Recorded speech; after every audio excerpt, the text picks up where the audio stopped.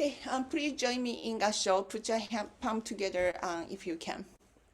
The liberating wheel of lights is without bound. That each person is touched, it is taught, is freed from attachment to being and ennobling. The soul take refuge in the Mida, the enlightenment of non-discrimination. Hymns of the Pure Land by Shinran Shoni. あらゆる偏見を離れた光は、極まりがなく、その光に触れる主情は皆、あるないにとらわれる邪見を離れると教えられる。その平等の悟りである南無阿弥陀仏に帰依するほかはないと。浄土和さん、親鸞上人、南無阿弥陀仏、南無阿弥陀仏、南無阿弥陀仏、南無阿弥陀仏。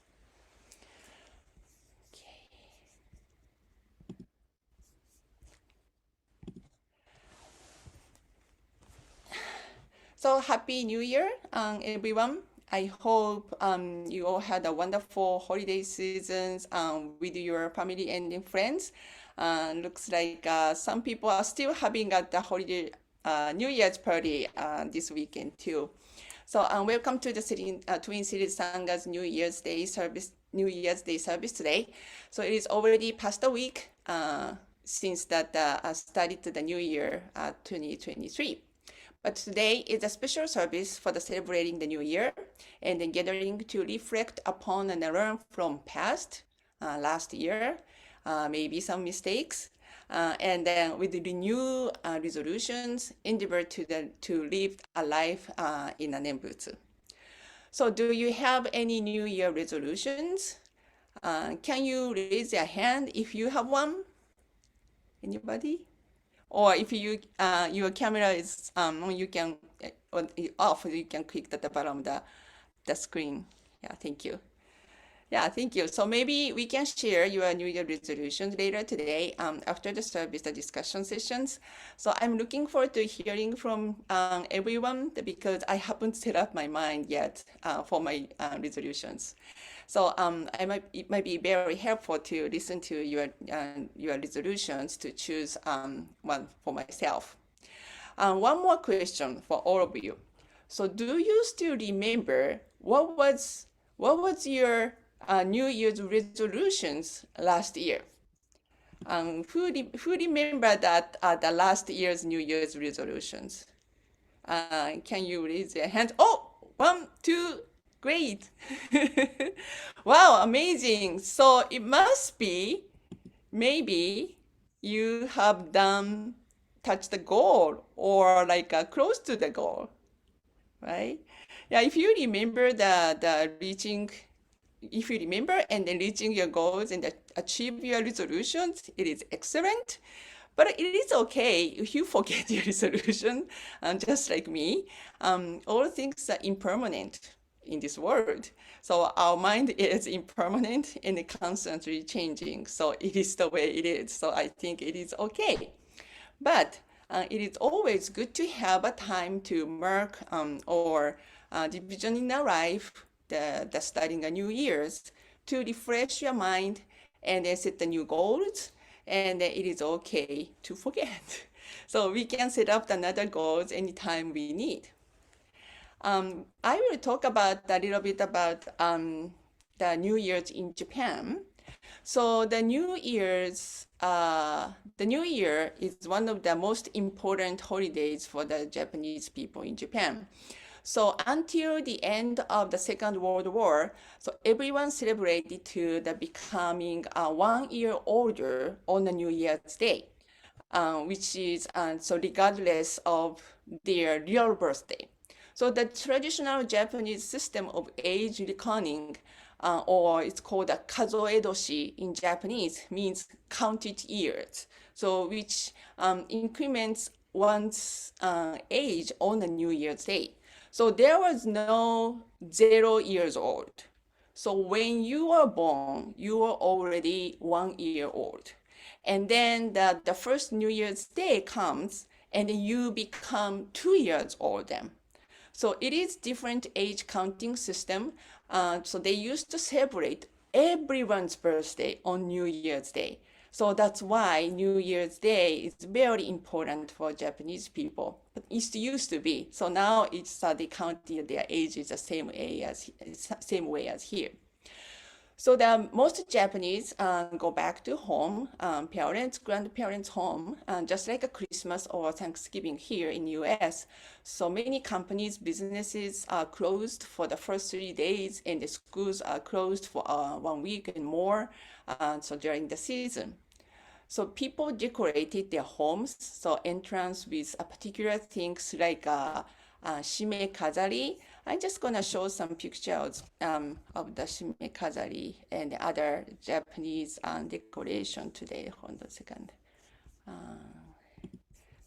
Let me show the pictures of that. Yeah, here it is. So shime kazari is upper right. So it is for the warding off the evil spirits. So it is decorated with various auspicious objects as such as the oranges or fans. And then kadomatsu, so on your left side, so consists of the three bamboo poles of the different lengths that are cut diagonally, and then pine tree branches and then sprays of the plum trees, plum trees, fastened to the bamboo poles with the new straw rope. And then these three plants are considered auspicious and mainly pine, matsu, which is symbolized the longevity. And then when the New Year's period is over, those shime kazari and kadomatsu and other New Year's decorations are taken to the shrines and then burned as a ceremony of the wish for the better year and sent off the evil spirits away. Osechi ryori, so New Year's meal. So you can see the bottom, the picture. So the osechi ryori is the specially prepared New Year's dishes to be eaten during the first 3 days of January. So most dishes are cooked and in order to prepare and preserve, and then to be preserved for at least 3 days or so. So women don't have to cook during the period of the time. So various kinds of beautifully prepared dishes are set in three or four, stacked the lacquer boxes. So there are regional differences in contents of the dishes, but most are common to all the parts of Japan. So each of the dishes had some auspicious meanings, which reflects people's wishes. So for example, kazunoko is a herring roll, the eggs. Herring roll that represents fertility, so having more kids, more babies. And then kuromame, the cooked black beans, are healthy enough to work hard. So the beans called mame. So mame is more like mame shishiku hataraku means like work harder and harder. So working hard is a good thing for the Japanese people then. So and then lobster. So you will see the big lobster in the box. So lobsters are for longevity because the lobster's body are bent like an older people's. So it is a symbolically people having that longer life. And then Hatsumode. So the first visit to the Shinto shrine. Many Japanese people visit the Shinto shrine during the first 3 days of January to make traditional Japanese year's wishes for health and happiness. So it's called the Hatsumode in Japanese, and that the first visit to the Shinto shrine. So like a very big famous shrine like Meiji Jingu, if you have been to Japan, so maybe you might be visit to all the tourist destinations. Meiji Jingu, Narita-san, or Asakusa, Senshoji, those temples are very famous. So they are attract to more than 3 million worships annually during the first 3 days of the year. And then people buy omamori. So omamori is a little lucky charm things. And then hamaya is the arrow. You can see the picture of that. The, those invite the good fortune for omamori and the word of the evil, um, which means sacred arrows.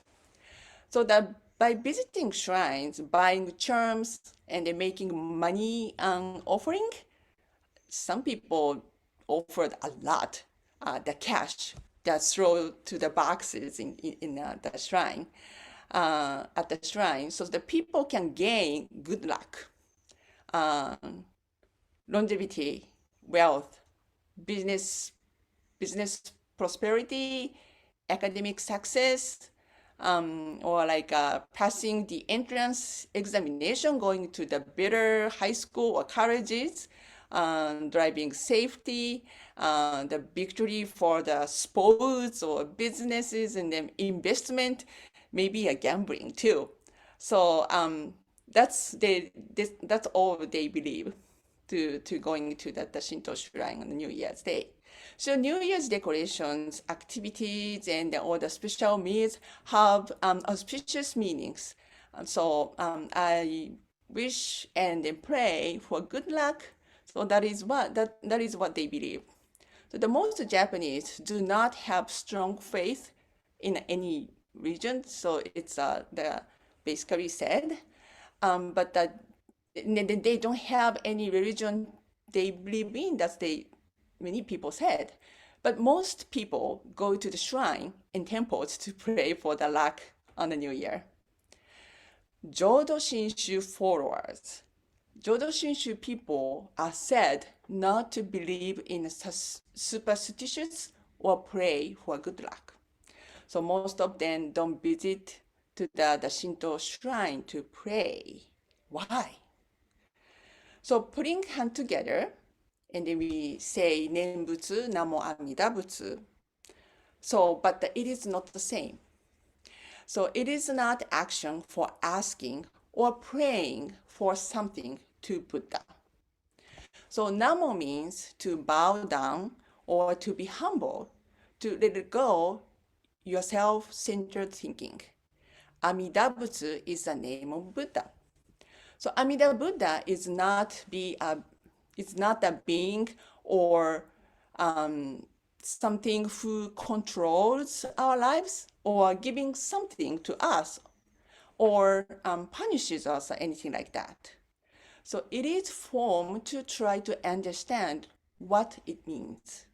So Amida Buddha is infinite wisdom and compassion, or the truth of enlightenment. So when we put our hands together in Gassho and recite Namo Amida Butsu, we are engaging Amida's compassion, hurt, and then Amida and I are not separate, but one. We are the one. So, but sometimes we might think that is something they are not allowed to do that, like going to the shrine and then they pray something or asking something. Jodo Shinshu people cannot to pray to gain benefits? So when I lived in a temple, some people asked the minister, which is my father or my grandfather, I was observed. So can they do the things that they consider auspicious? Wouldn't it be free for this kind of activities? So Amida Buddha guaranteed that we would be born in the Pure Land without fail after our life. So isn't it free to ask other gods or Buddhas to gain additional benefits? The point it is the freedom to pray for the benefits. And what kind of benefits are we looking for? The Buddhism is the teaching that exposed the two benefits. So benefits received in this world, the present benefits, and the benefits received after life in this world is over, which is future benefits. So therefore, Buddhism is teaching of two benefits. So benefits means true happiness that can never be lost. True happiness is true benefits. So what is true happiness? Longevity? How long? How many years have you said is long enough? If you ask the teenagers, how long is longevity, was like how many years are long enough to live? They might say like about 50 years, 60 years old or so. But if you ask the same question to the people 50 years old or about 60 years old like me, they would say 80 or 90 years old. So how much wealth is enough for your life? $1 million are enough to buy a car, a home, college tuitions for the three kids. We have three kids. Um, some vacations and then retirement. So if you think more is need, so how much do you need? So it depends on what kind of cars you have. Yes. Well, some people likes the smaller cars, but some people likes the fancy cars. Like your house size, your locations where you wanted to live, where you want to go for the vacation, etc. Okay, how about academic success? So getting into the better college, is it guaranteed better life? Guaranteed happiness? So what are the true benefits? We always believe the benefits mean the fulfillment of our wishes, our own desires. It is also related to our judgmental mind, discrimination mind, comparing this and that. So the beyond the act of comparison. So this capability also allows us to distinguish between the goal, a good and not so good, or beautiful and the ugly, and authentic and bogus. So critical thinking is essential to our physical and emotional well-being. So no one wants to become ill. Why? Because we can't walk, pray, doing the things we want to. Is sickness bad? Why? Because we wouldn't be unless we think. So we be the useless we think. So it is useless. The sick people are not worth living with. So Buddha's wisdom is non-discrimination mind. Is Buddha's view they are all equal. It doesn't matter whether you are rich or poor, young or old, sick or healthy, intelligent or not. So true happiness is liberation. It is liberated from discriminated mind. That is actual benefits, the future benefits. The reason Shakyamuni appeared in this world was also provide true benefits to us. In a larger sutra, one of the Pure Three Sutra says, the reason for my appearance in the world is to reveal teaching of the way and save multitude of the beings by endowing them with true benefits. But the true benefits is having our delusive lives turned over into lives in enlightenment. That is to become a truly awakened Buddha. So it would be wonderful if we all could attain Buddhahood in this world. But ordinary beings who cannot eliminate their blind passions can only wish for the attained the Buddhahood in a future life. However, when we encounter Amida Buddha, we have already become a being sure to attain the Buddhahood, realizing this stage. This stage is called the stage of true zero, Shoujoju in Japanese. This stage of being who are certain to attain Buddhahood is a benefit in this world. So listen to the Buddha Dharma. It wakes us up to see the true happiness in our life. So the saying, the Renyo Shonin, eighth Monshu, the Jodo Shinshu founder, Jodo Shinshu's leader, quoted in his word how to listen to the Buddha Dharma. Listen to the Buddha Dharma intently as if there were no secure affairs. It is deplorable to use your spare time to attend the Dharma. There is no tomorrow. So there is another the famous word ichigo ichie in the tea ceremony that means you can only meet once. So no matter what you do, there is never in a second time at the moment. So he also quoted, so we are accustomed to the same expressions concerning faith, but that we should respond always as heard for the very first time. So if you listen to the same story, the same Buddha's teaching, but you listen to it carefully and then consider that everything said as if it was uttered for the first time.